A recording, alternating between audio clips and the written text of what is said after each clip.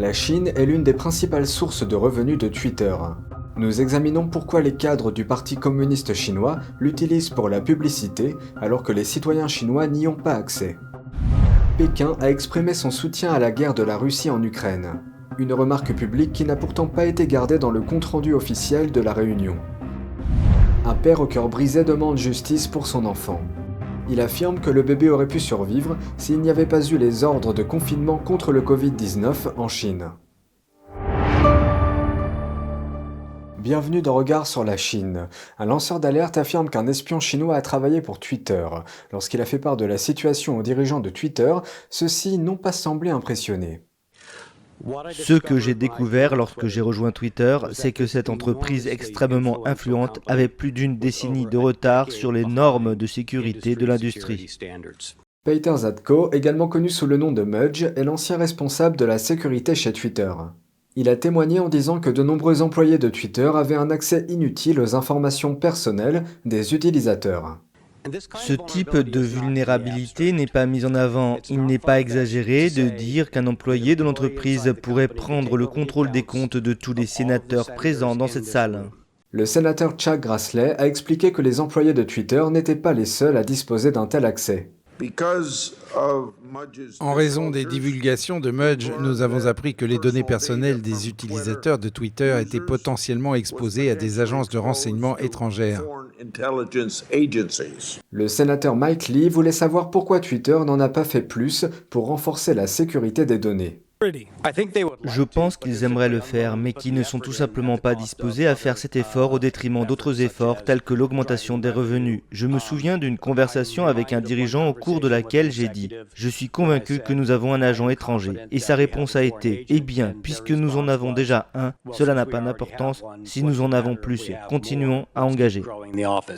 NTD a reçu la réponse suivante de Twitter. Le processus d'embauche de Twitter est indépendant de toute influence étrangère et l'accès aux données est géré par des vérifications des antécédents et d'autres mesures. Le juge du Delaware qui supervise l'affaire d'Elon Musk contre Twitter a décidé la semaine dernière que Musk pouvait inclure de nouvelles preuves liées aux allégations de Zatko dans le procès qui doit commencer le 17 octobre. Twitter est interdit en Chine, mais la Chine est l'une des plus importantes sources de revenus de la société en dehors des États-Unis. Ceci car le Parti communiste chinois permet aux autorités locales de faire de grosses dépenses en matière de publicité globale sur le site. Depuis 2020, les autorités chinoises et les bureaux de propagande ont afflué sur Twitter pour acheter des publicités, selon une étude de Reuters. Ces publicités, souvent confiées à des médias d'État chinois, vantent les attraits et les réalisations locales auprès d'un public international. Twitter interdit les publicités politiques et celles des médias d'État, mais a autorisé ces publicités chinoises dans le cadre d'une exemption. Ceci alors que la police chinoise a multiplié les arrestations de citoyens qui utilisent Twitter pour critiquer les autorités. Dans sa plainte, Peter Zatko, lanceur d'alerte de chez Twitter, affirme que les dirigeants de Twitter savaient que l'acceptation de l'argent chinois risquait de mettre en danger les utilisateurs en Chine. Mais il affirme qu'on lui a dit que Twitter était trop dépendant des revenus provenant de la Chine pour faire autre chose que d'essayer de les augmenter. NTD n'a pas pu vérifier ces affirmations de manière indépendante. Twitter nie ces accusations. Au cours de l'audience, Zatko a déclaré que les employés étaient perturbés par le fait que, malgré son interdiction en Chine, la plateforme acceptait de l'argent de groupes associés au Parti communiste chinois. Pékin a apporté son soutien le plus explicite à la guerre de la Russie contre l'Ukraine, un soutien exprimé de la part du numéro 3 de la Chine en visite en Russie vendredi dernier. Nous constatons que les États-Unis et leurs alliés de l'OTAN étendent leur présence près des frontières russes, menaçant sérieusement la sécurité nationale et la vie des citoyens russes.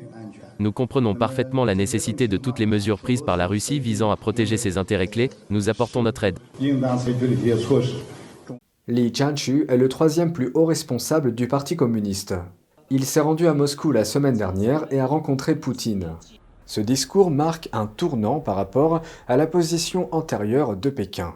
Auparavant, même si le régime évitait de condamner la Russie pour avoir envahi l'Ukraine, aucun responsable chinois n'apportait son soutien public.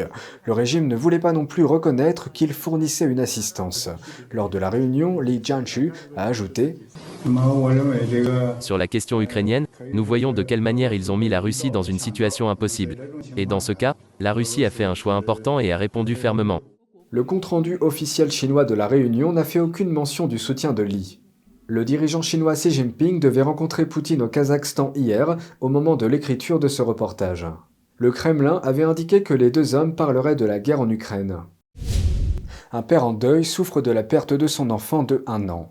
Il affirme que le bébé aurait pu survivre s'il n'y avait pas eu les ordres stricts de confinement de la Chine. Un père demande justice pour son fils d'1 an. L'enfant est mort sans avoir reçu de soins d'urgence en raison des ordres stricts de confinement des autorités chinoises. Le père est originaire du Xinjiang, une région du nord-ouest de la Chine. Sa ville a été placée sous confinement depuis plus d'1 mois en raison de cas de virus locaux. En application de ces ordres, il est interdit aux habitants de quitter leur domicile. Mais un jour, le mois dernier, il a constaté que son fils était tombé malade. Il a appelé la ligne d'urgence. On m'a dit qu'aucun hôpital local n'acceptait de patients pour le moment. Et l'employé m'a demandé de contacter l'hôpital par moi-même. Le père a appelé tous les hôpitaux locaux, mais aucun d'entre eux ne prenait de patients en raison des ordres de confinement. À ce moment-là, mon fils était vraiment dans un état critique. Je me suis donc précipité dans une voiture, dans notre communauté locale avec mon fils dans les bras. Mais il est mort sur le chemin de l'hôpital. Et l'hôpital ne nous a même pas laissé entrer sans un test Covid-19 négatif. J'ai essayé de forcer l'entrée de l'hôpital. Mais il était trop tard. Les médecins ont dit au père que l'enfant aurait pu survivre s'ils étaient arrivés 10 minutes plus tôt.